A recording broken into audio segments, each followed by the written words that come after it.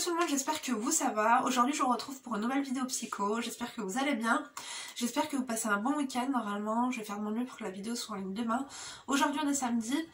Donc aujourd'hui on va aborder un sujet qui me tient vraiment à cœur, c'est les faux gentils. Parce qu'on a tendance à se méfier des gens méchants, alors que les gens, en fait pas les gens méchants, mais tu vois les gens qui ont un peu de mauvaises vibes, qui regardent de travers, qui sont un petit peu, on va dire, caractériels et qui sont cash et qui te disent directement qu'ils t'aiment pas ou qui te calculent pas. Et en fait aujourd'hui je vais vous faire comprendre que en fait je préfère avoir une personne comme ça en face de moi, moi je sais à quoi m'en tenir, et parfois en fait il faut creuser derrière pour savoir le pourquoi du comment. Soit la personne voilà elle est aigrie, soit sinon la personne elle te fait comprendre qu'elle t'aime pas. Voilà, on a le droit de pas t'aimer, mais sinon t'as les faux gentils, les gens tu vois hypocrites qui te brossent dans le sens du poil et tout, et auxquels on ne se méfie absolument pas, et parfois c'est eux les pires, croyez-moi. Dans les précédentes vidéos, on a parlé de comment s'en sortir émotionnellement parlant face à ses propres échecs, face à ses propres erreurs, face à soi-même, mais là on va vraiment parler en tout cas des autres. Aujourd'hui ça va vraiment être les autres qui seront pointés du doigt. Donc, encore une thématique en rapport avec le relationnel en général. On va essayer de trouver les solutions pour se protéger efficacement de ce genre d'énergumènes que sont les hypocrites, les sous-marins, les faux culs tout simplement, parce qu'ils sont vraiment en voie d'expansion ces derniers temps, ces dernières années, ces dernières semaines j'ai l'impression. L'hypocrisie c'est devenu un sport national, même voire international. On peut pas s'en débarrasser malheureusement, mais comment lutter efficacement en tout cas contre ces personnes et comment réagir face à ce genre de personnes, parce que parfois on n'a pas les bonnes réactions, parce que finalement les faux gentils attendent de nous certaines choses que au début on croit qu'ils sont bêtes, mais ils sont loin d'être bêtes, ils nous prennent pour des cons. Vous allez me dire, Linda, pourquoi t'as choisi ce sujet? Parce que c'est vrai que j'ai beaucoup de sujets à aborder avec vous. Parce que j'entends énormément, en fait, autour de moi, même vous, quand vous m'envoyez vos demandes de conseils, j'entends beaucoup de sombres histoires de ma copine, tu sais pas ce qu'elle m'a fait, devine une telle, qu'est-ce qu'elle a dit sur sa sœur, ou des tu te souviens de cette meuf adorable et tout trop gentille, devine ce qu'elle a fait. Les faux gentils, en fait, on les retrouve toujours là où on ne s'attend pas. Aujourd'hui, on va vraiment s'attarder sur le cas des faux gentils, qu'on appelle aussi couramment les hypocrites. Moi je les appelle les sous-marins.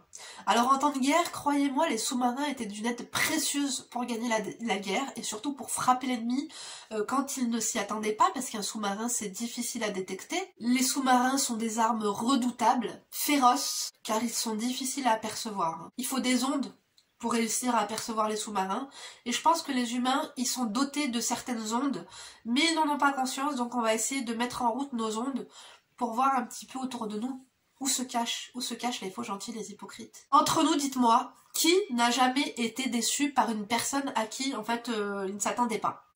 Je pense qu'on est toujours plus déçu par une personne, comme je vous ai dit, t'as les gens aigris qui sont hypocrites si tu veux, quelque part qui sont méchants avec nous, mais c'est comme si par exemple t'as deux soldats.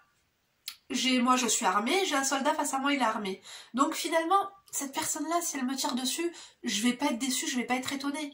Mais par contre, si je navigue tranquillement en mer, et le sous-marin, tu vois, je vais pas le voir venir. Et là c'est pareil. Qui n'a jamais été abruti, endormi par une personne remplie de faux semblants, personne gentille, serviable, douce, souriante, et qui pour autant, un jour, pour une raison ou pour une autre, nous a enfin montré son vrai visage. D'après moi, on a déjà tous eu affaire à un apprenti diable dissimulé sous un rôle d'ange. Mon petit doigt me dit que là, 50% d'entre vous ont déjà trouvé quelqu'un, de leur entourage près ou un peu plus éloigné. Figurez-vous que moi, j'ai une idée aussi très précise. Des personnes douces, soi-disant pieuses, et soi-disant pleines de bienveillance et de compassion. Comme je vous le disais, j'ai quelqu'un en tête qui me sort normal, des Linda, comment tu vas, t'es trop belle, oh t'as l'air fatiguée, t'es sûre que ça va? Ta maman ça va, oh là là machallah, t'es petite, comme elles sont trop mignonnes, la grande c'est la tête à son père, la deuxième un petit peu moins quand même. Et ta soeur Sabrina, ça va? Alors elle s'est remise avec le père de son fils, ils ont eu le deuxième enfant il me semble. Oh ta mère m'a montré la photo, elle est trop belle, la petite elle a les yeux bleus. Elle ressemble ni à ta soeur ni au père, bon elle a un petit peu peut-être les yeux à ton père. Ça tombe bien, on a fait les tests ADN, donc le boucher est négatif, c'est pas le père, là on attend vraiment les résultats du facteur et du plombier. affaire à suivre. Oui, elles arrivent pas à faire semblant longtemps. Et moi, j'arrive pas non plus à être sympa longtemps. Et donc là, bien sûr, avec ma petite pique, et bah balle au centre, qu'est-ce qu'elle me dit? Et ton grand frère, ça va? Ça fait longtemps qu'on ne voit pas. Bah alors, les camions de gendarmerie, le week-end dernier, tu les as pas vus en bas de chez ma mère? Alors là, moi, je rentre dans son jeu pour la piquer et pour qu'elle ait bien l'air conne. Qu'est-ce que je lui dis? Je pourrais lui dire ce qu'elle a envie d'entendre, mais elle le sait déjà. Alors pourquoi me piquer par rapport à ça? Et ben je lui dis écoute, là il est à la boucherie d'ailleurs, on l'attend, il doit venir manger avec nous. Et puis tu vois, je simule même un appel. Ouais allô frérot, ça va? Bah écoute, prends du pain pour ce midi. Alors que le gars, il a pris 2 ans de tôle. Mais comme la vermine a voulu me blesser, je vais pas en rester là. Pour marquer le coup final, et pour te foutre en dep, pendant une semaine, et ben je vais t'envoyer un pic sur l'un de tes gosses. Et ben oui, tant qu'à faire. Encore, j'ai envie de vous dire, ça c'est rien. Ça c'est l'apéro, c'est les amuse-bouches. Non, on a une hypocrisie développée chez les mères maghrébines face à leur entourage et leur voisinage. Alors t'as ce qui se dit en face, mais je pense que le pire c'est ce qui se dit derrière. Et tu sais, le téléphone arabe, ça va très vite. Tout se sait. Alors bien sûr, on va pas se taper un octogone 3 fois par semaine. Dieu merci, franchement, mes parents, ils ont toujours été intelligents en détectant chez ces personnes un mal-être profond et un besoin incessant de comparer les échecs des autres pour pouvoir me digérer les siens. Là, je vais d'ailleurs vous raconter une anecdote qui m'a vraiment marquée quand j'étais petite et qui a vraiment un rapport avec ce sujet. Alors, soyez attentifs. Nous, on vit un petit peu en campagne.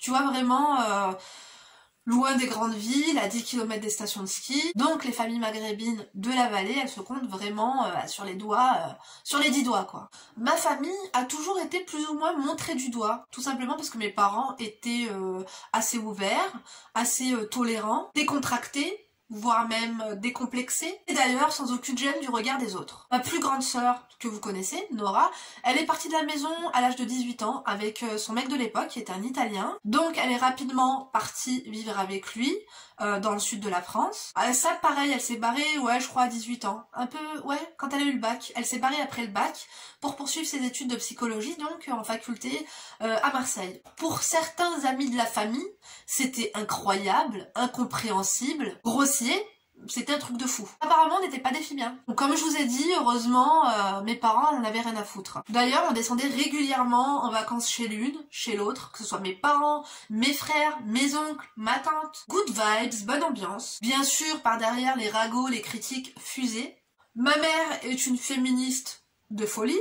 Et du genre à assumer, voire même à revendiquer haut et fort les faits soi-disant inappropriés qui nous étaient reprochés. Bref, après vous avoir mis en situation pour que vous puissiez vraiment comprendre là où je veux en venir, je vous ai mis dans le bain, je vais vous raconter maintenant l'histoire. Un jour, un matin, mon père était rentré à la maison et il était vraiment très très bizarre. Tu vois, mon père, c'est quelqu'un, c'est un homme fort, tu vois, il laisse pas en fait transparaître ses émotions, parce qu'il faut savoir que mon père, paix à son âme, avait été colonel dans l'armée de terre pendant 25 ans, donc c'était un homme doux, c'était un homme agréable, un homme vraiment très bienveillant, mais tu vois, il laissait pas transparaître un peu ses émotions, mon père.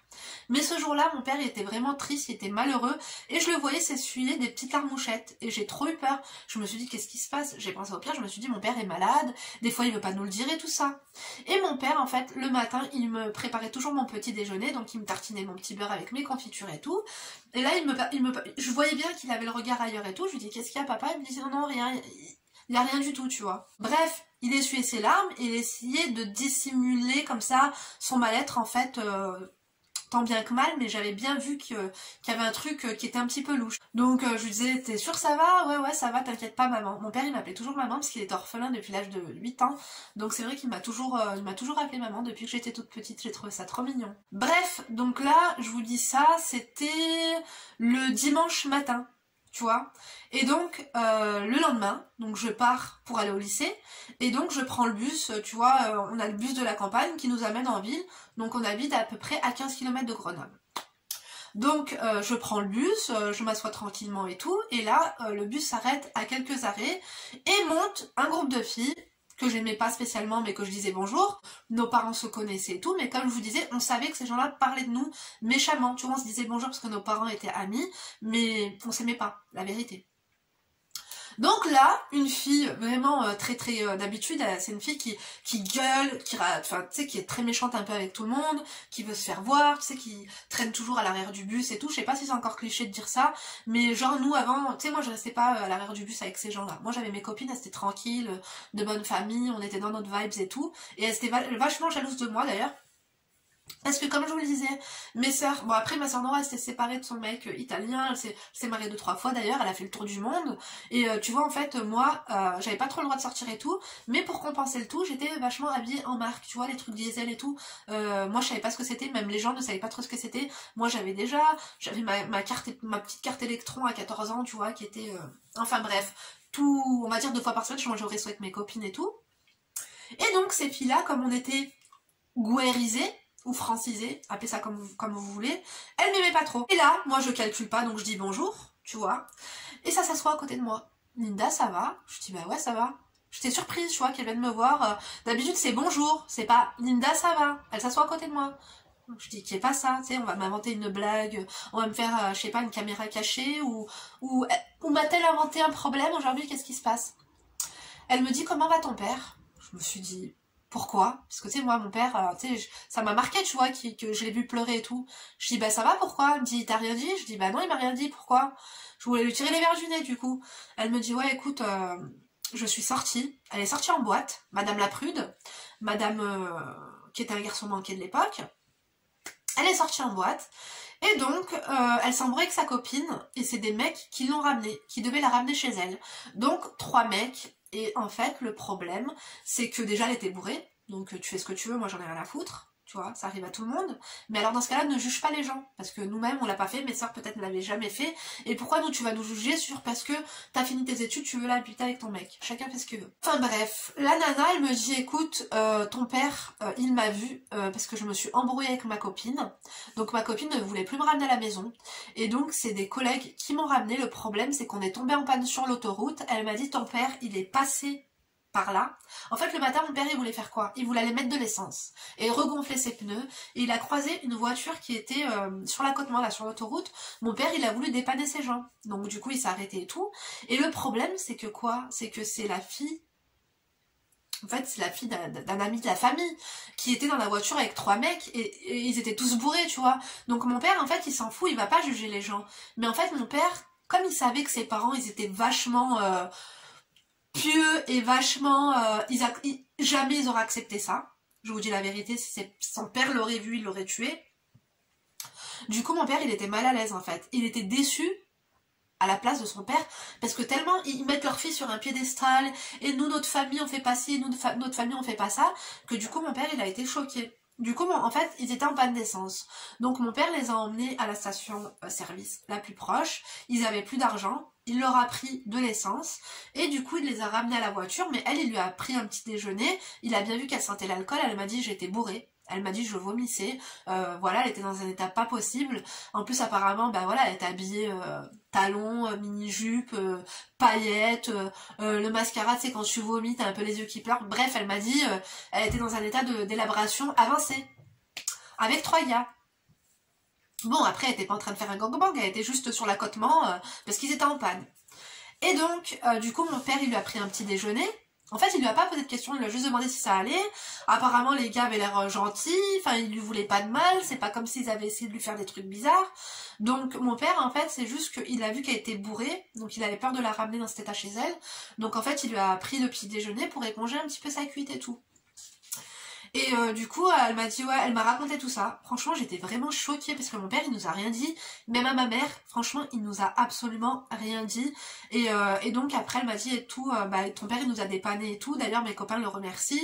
Ils ont dit qu'il était vraiment très très gentil. Parce que tu vois, mon père, il fait des blagues. Il leur a dit de faire attention, de prendre un petit déj et tout, qu'il fallait pas qu'ils conduisent comme ça en état d'ivresse et tout. Et du coup, mon père aussi leur a dit, bah, quand vous avez pas d'essence, sortez pas, quoi. Ou tu sors pas loin, mais fais pas comme... Enfin, tu sais, tu te retrouves en plus, tu sais, si tu te retrouves en panne d'essence sur l'autoroute, la dépanneuse c'est pour ta pomme. Bref. Et du coup elle m'a dit ah ton père il est trop gentil et tout, tu lui diras merci. Enfin bref, elle était trop gentille avec moi ce jour-là. Et genre elle était là limite, elle me demandait toi et tout, tu fais quoi à l'école? Enfin bref, elle a commencé à genre s'intéresser à moi. Je sais pas si c'est cet événement-là qui lui a fait prendre conscience qu'il faut jamais critiquer les gens et être mauvaise avec les gens, parce que les gens finalement nous on lui avait jamais rien fait, on n'avait jamais parlé sur elle, et mon père regarde la preuve, même s'il l'a vu dans cet état-là, mon père il est même pas allé le raconter à mes sœurs ou à mes frères ou à n'importe qui. En fait chez nous, ce que mes frères détestent c'est que, t'as vu par exemple si je vais chez ma maman et que par exemple il y a mes frères et tout, je m'assois à table, quoi de neuf? Tu racontes bah, quoi de neuf? Mais commence pas à parler sur les gens parce que sinon je te jure on va te bannir de la discussion.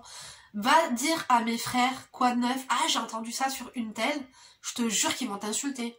Et mon père, en fait, il déteste les médisances. Et chez moi, on n'a pas le droit de parler sur les gens. Alors des fois, avec ma soeur Sabrina, on a un peu la réputation de critiquer les people. Ça, c'est vrai. Mais tu vois, en fait, mes parents, ils nous ont toujours appris, ne te moque jamais ou ne pointe jamais les faits et gestes, en fait, de quelqu'un du doigt, parce que tu sais pas ce qui peut t'arriver dans ta vie. Et surtout, la vie, à cette époque, on n'avait pas d'enfants, mais ma mère, elle me disait toujours que ce que tu racontes sur les enfants des autres, ça arrivera à tes enfants. Et je vous jure que ça, c'est véridique. Mais bref, en fait, j'étais trop fière de mon père. Je vous jure que le soir même, en fait, c'était l'hiver. Donc, vous savez, l'hiver, à 17h, il fait nuit. Et en fait, mon père, à chaque fois, moi, j'avais 14 ans. Donc, c'est qu'à 14 ans, tu commences à te la péter. Je commençais à fumer et tout. J'avais des paquets de cigarettes. Tellement mon père, des fois, il voyait mes paquets de cigarettes et tout. Et tout le temps, il me les donnait. Il me disait, ah regarde et tout, t'as fait tomber ça dans la voiture et tout. Il me dit, je te le rends, mais arrête de fumer, c'est pas bon pour la santé. Et ça t'évitera d'en acheter. Et pareil, tu vois, mes frères, ils fumaient du cannabis. Et tu vois, mon père, quand il en trouvait, il leur disait pas, tu sais, genre, il jetait à la poubelle, il pétait les plombs et tout. Il leur disait, écoute, tu vas devenir gogol, donc arrête de fumer ça. Et vas-y, tiens, prends-y, ça t'évitera d'en acheter, c'est cher, tu vois. Mais je trouve qu'il vaut mieux, en fait, si tu veux, éduquer ses enfants comme ça, que du coup, éduquer ses enfants dans la frustration, que tu vois la fille, là, si elle serait tombée, si elle était bourrée et elle s'est disputée avec sa fille, elle se retrouvait avec 3 mecs dans une voiture, ben moi, j'aurais appelé mon père. Peut-être que j'aurais été bourrée, il m'aurait dit arrête de boire et tout, c'est pas bien. Mais tu vois, au moins il serait venu me chercher, j'aurais été en sécurité. Imagine, ils auraient fait un accident sur la voiture.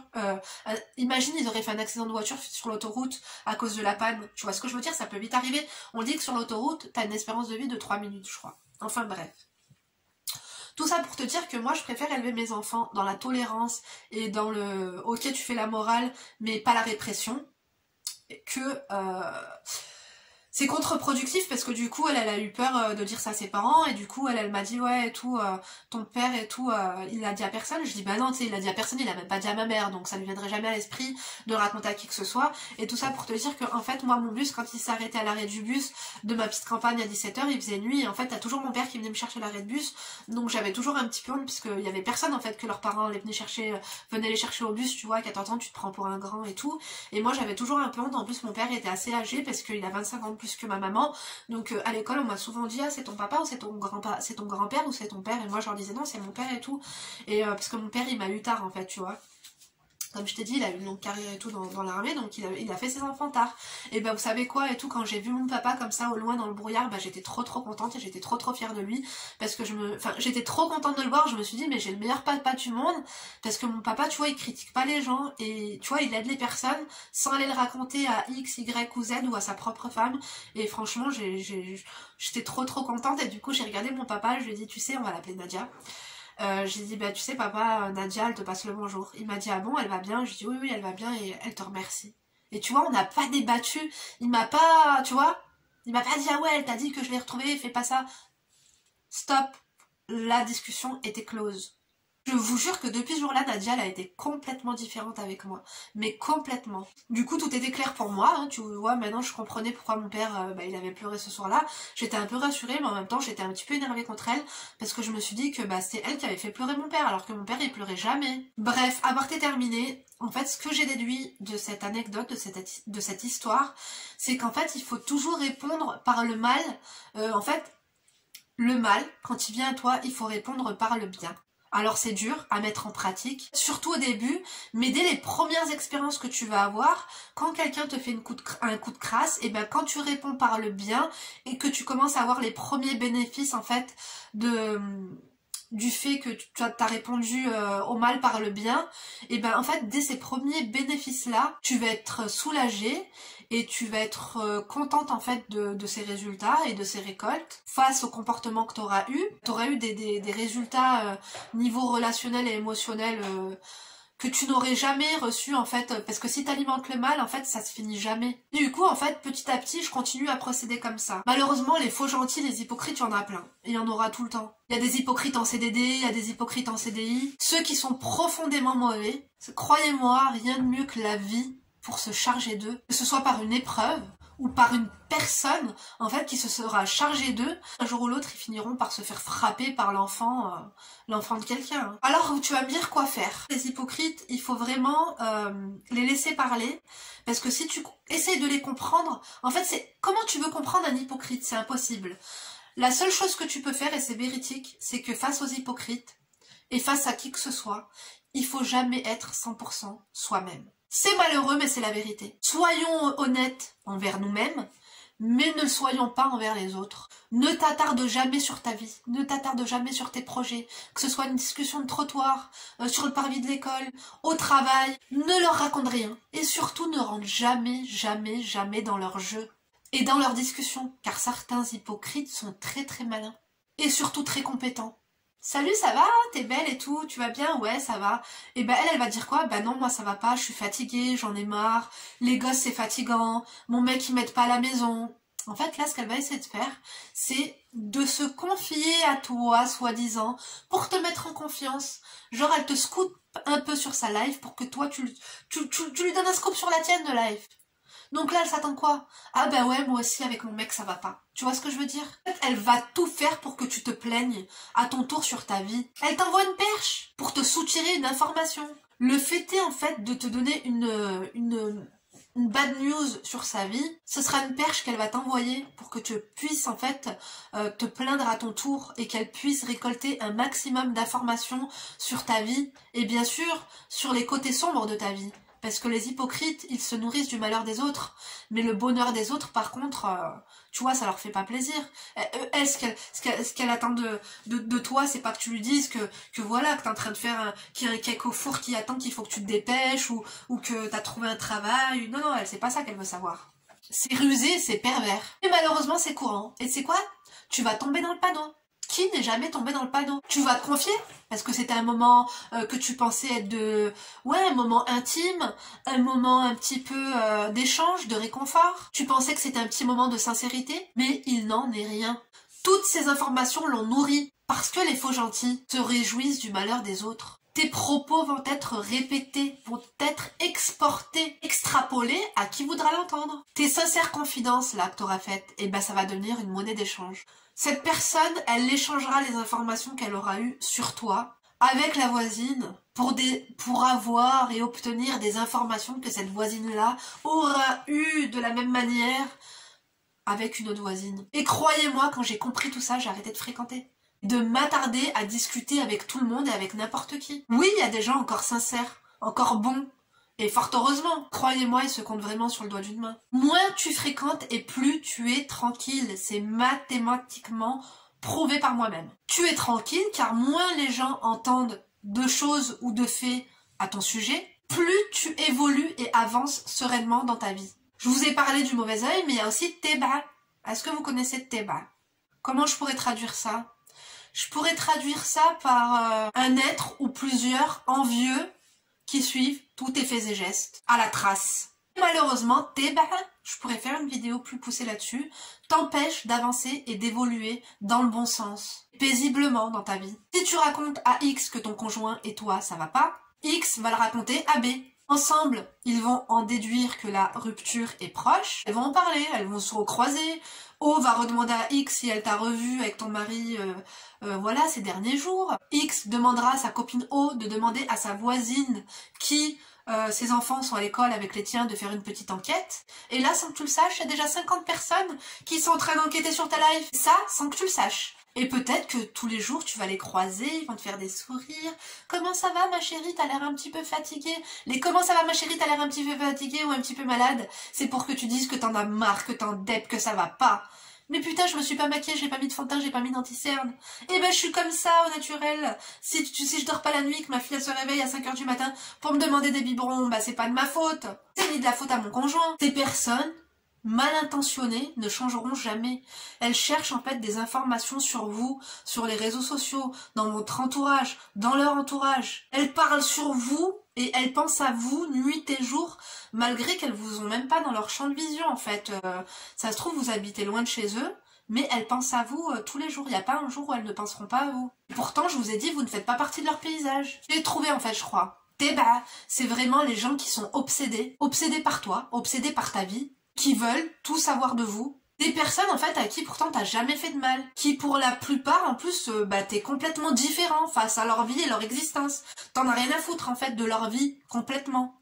D'ailleurs ils sont même indifférents pas qu'à vos yeux, aux yeux du public, de la société même. Ils envient votre beauté, votre énergie, votre sourire, votre bien-être, votre travail, votre voiture, votre situation professionnelle, votre situation sociale. Ce que vous dégagez, votre aura les obsède. Ils ne vous laisseront jamais tranquille. C'est pour ça que je vous ai dit, moins ils vont vous voir, moins ils vont entendre parler de vous, et peut-être vous aurez plus de chances qu'ils vous oublient un peu dans, tu vois, qu'ils vous oublient au quotidien. Parce que s'ils ont des informations tous les jours, tu sais, ils demandent alors, t'as des nouvelles d'elle? Ouais, c'est quoi, elle a acheté une nouvelle voiture? Ah, t'as des nouvelles d'elle?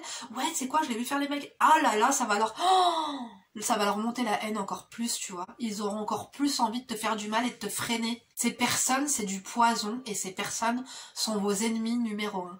À ce moment-là, je pense que certaines d'entre vous, vous reconnaissez quelqu'un, c'est obligé. On a tous un boulet, un fardeau qu'on traîne, une personne qui nous est indifférente et qui pourtant veut notre chute. On a tous un hypocrite obsédé dans notre vie qui nous veut du mal. Alors à ce moment-là, si t'as reconnu quelqu'un, raconte-nous tout ça en commentaire, on veut savoir. Avant que je clôture, il est primordial que je parle des faux gentils au milieu professionnel, parce qu'on a tous eu affaire à quelqu'un qui était adorable et qui pourtant a essayé soit de prendre notre place, soit de nous faire virer. Donc méfiez-vous aussi au travail, parce que c'est au travail qu'on passe le plus long de notre temps. Tu passes plus de temps avec une collègue de travail qu'avec ton mari ou avec tes enfants qui sont à l'école. Méfie-toi au boulot. Croyez-moi, moi aussi j'ai eu affaire à des gens qui étaient gna. Après quand la responsable a dit alors ça se passe bien, elle a fait ci, elle a fait ça, machin, ouais bof, ça se passe pas très bien. Méfiez-vous au boulot. Tu fais ton travail, tu racontes pas ta life, t'es pas là pour ça, t'es pas payé pour. Racontez ni les ragots de la boîte, s'il y a des petits trucs, des petits scoops qui traînent sur ton patron, sur... Tu prends. Mais commence pas à enrichir les discussions. Ne prends pas parti, parce que les gens ils changent de camp, tu vois. D'un jour à un autre, ils sont dans ton camp, le lendemain, ils sont dans le camp adverse. Et ainsi de suite. Et attendez, méfiez-vous, et comme je vous ai dit, méfiez-vous des gentils qui, tu dis toujours, ah, la pauvre, elle est gentille. C'est ceux-là, ceux qui te font de la peine, là. Un jour, ils vont te la foutre bien à l'envers. Si ce n'est pas déjà fait, alors attention, ne baissez absolument pas votre garde. Parfois, t'as des moments où tu te dis, celle-là, elle est peut-être différente, je peux lui faire confiance. Baisse pas ta garde. Alors attention, on vous demande pas d'être méchant avec ces gens-là. T'es cordial, t'es sympa, mais ne laissez pas prendre la confiance et commencer à vouloir essayer de récolter des informations sur vous, tu vois. En fait, il faut jamais que les gens prennent la confiance dans la vie. Parce qu'après, c'est la porte ouverte à toutes les fenêtres. Aujourd'hui, ils prennent la confiance et demain, ils vont prendre quoi? Ils vont prendre ta place, ils vont prendre ton mec. Et surtout, c'est quoi encore? On leur laisse ça. Ils vont te prendre ta santé. J'espère que cette vidéo vous a plu, la nuit est tombée, donc je vais vous laisser ici. En plus ma tête, quand il n'y a pas de lumière, ça va plus du tout, on s'en fout. Racontez-moi tout ça en commentaire, j'espère sincèrement que cette vidéo vous a plu, je pensais qu'elle était vraiment de la plus haute importance. Je pourrais parler encore pendant des heures, mais je pense que là j'ai dit au moins ce que... Vous savez quoi, je vais commencer peut-être à faire des lives dans quelques semaines. Là, je vous remercie d'avoir regardé la vidéo jusqu'ici, si elle vous a plu, et si vous êtes resté jusqu'à là, n'oubliez pas de liker, ça me fait super plaisir, et surtout c'est pour me soutenir, c'est vraiment efficace. Pour me soutenir, la vidéo sera susceptible d'être proposée en tout cas à un plus grand nombre de personnes sur YouTube. Je vous embrasse très fort, je vous remercie vraiment infiniment pour votre soutien, c'est vraiment sincère. Merci beaucoup, je vous dis à très bientôt pour une prochaine vidéo. D'ici là, bien sûr, ne vous laissez pas faire. Là, c'est le cas de le dire.